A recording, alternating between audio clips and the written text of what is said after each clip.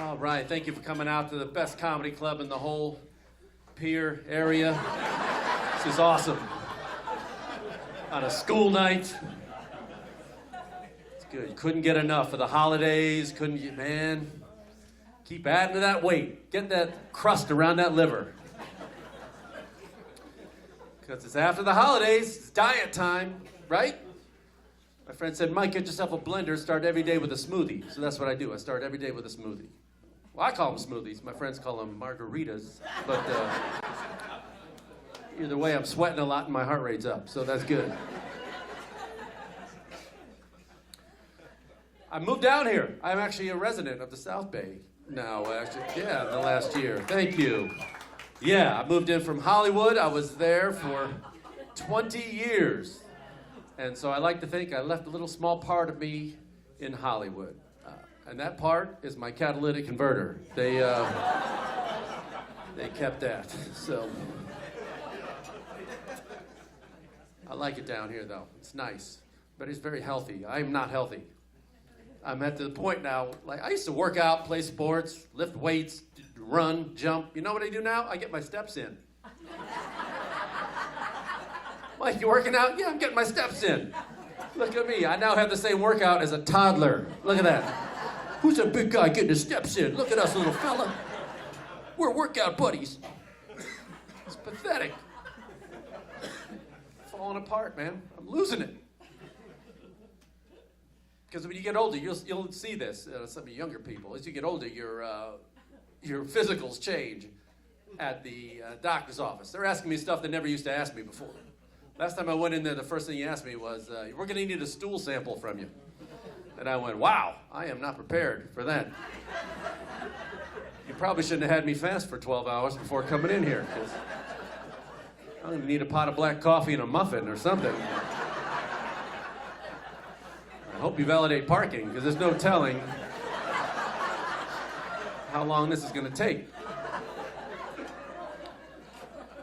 And they went, oh, no, what you do here, and they give me this little kit, a little bag, with instructions and a Ziploc in it. You go home and get your own sample, then you come back here and we run it down to the lab. In my car? It's funny, I don't see a hazmat suit in this bag, because I ride back here with my sample riding shotgun. That ain't gonna happen. Sounds like I need new insurance. That's what that sounds like. So I take this thing home, and I'm putting it off. I don't want to deal with it. And then 2 days later, I'm like walking with the dog, and I'm literally holding a bag of dog poop. I went, wonder if my doctor has a sense of humor.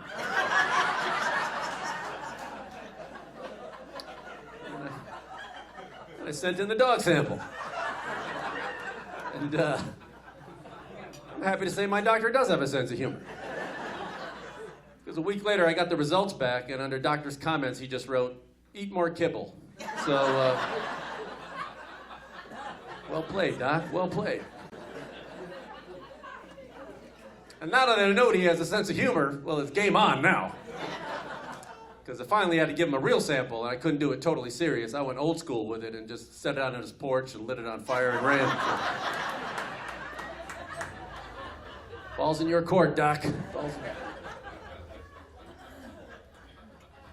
I'm seeing a lot more doctors these days. I was down in Mexico, and this is true. I had an eye emergency, and I had to go find a doctor at the last minute at this little small beach town in Mexico, which I don't recommend. This was the weirdest eye exam in my life. First of all, I don't know why I had to be naked.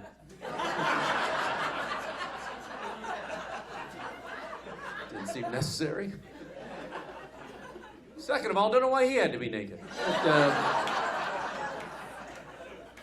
I don't want to tell them how to do their business, but it's okay. We're Facebook pals now. It's all right. I love Mexico. I think it gets a bad rap, man. I love going down there. I was in Mexico City for 5 days just to see it. It was great. Had a blast, but all my friends here freaked out. Don't go to Mexico City, man. Why? Oh, it's really spread out, a lot of traffic, a lot of crime, and air pollution's bad, it's hard to get around if you don't speak Spanish. I go, yeah, I live in Los Angeles. It's just described every day of my life for the last 20 years. Ooh, don't tell me, is there Mexican people there too? What's that like? I have no idea. I hope I understand the food. What's this called, a taco? Am I saying that right? Taco? I got news for you. You live in Los Angeles, going to Mexico, not a big culture shock. You know what's a culture shock to me now? Vermont. That's a culture shock. Bunch of white people walking around speaking English and pouring ranch dressing on everything. What the hell am I? What's a gringo got to do to get a cold horchata up in here?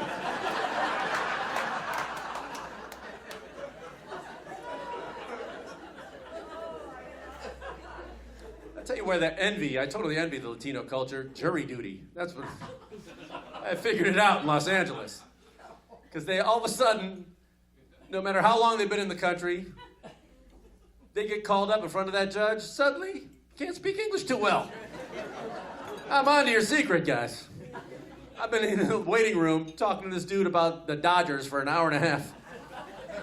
They call him up, and you thought he had swam over the river the night before. It's like, hold on a minute. Mr. Perez, oh, sorry, sir, my English not so good.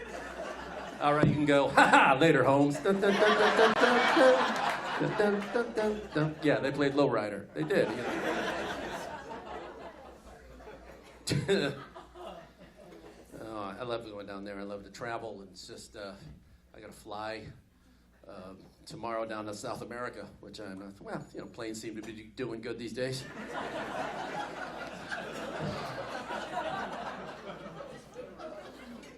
Can't stay healthy or eat well on these things. I cannot. I went to a vegan Thanksgiving this year, which is as much fun as it sounds, really.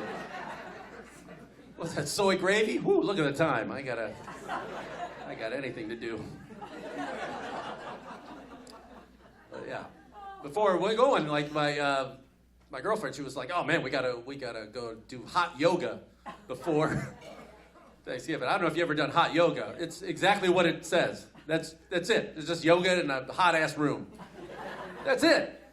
And it wasn't even that hard yoga. It was like easy yoga, but in a hot room. And they're coming out all covered in sweat. And they're like, "Oh, that was a workout." It's like, no, we could have been playing hot chess in there. It doesn't. We're in a sauna. We're sweating our asses off. That's all it is. Not a workout. I don't know. Dating a vegan is tough. It's a learning curve there. You know, I was getting it wrong all the time. Because vegetarian's easy. It's like, I got it. You don't eat meat. Simple. You know, vegan, I was getting wrong all the time. It's like, "Oh, honey, you got to try this pasta. There's no meat in it. It has eggs and dairy." Of course it does. That's probably why it was delicious.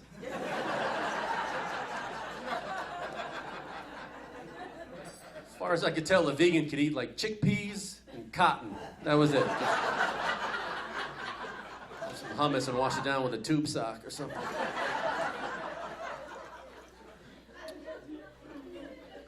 But I'm not looking forward to the flight. This is like, I used to wonder, I learned this about myself and people by flying, that I used to wonder how when people got rich and powerful, and they started with nothing, and then they got big and a lot of money, and they forgot where they came from. I wonder how that could happen. I used to think that, and then I got upgraded on an airplane. And now it totally makes sense. Because back in Coach, I am a man of the people. I am a socialist leader back then. I am the Che Guevara of Coach. Standing up for the rights of the oppressed. You can't treat us this way. Every day, you take away something else. You take away the pillows. You take away the legroom. You take away the respect. You take away the booze. And one day we're all going to rise up and, "Mr. Siegel, you've been upgraded." Ha ha! Suck it, losers. Moving on up. Sky waitress, shut that curtain and bring me a champagne. I don't want to look at that filth back there anymore. They disgust me.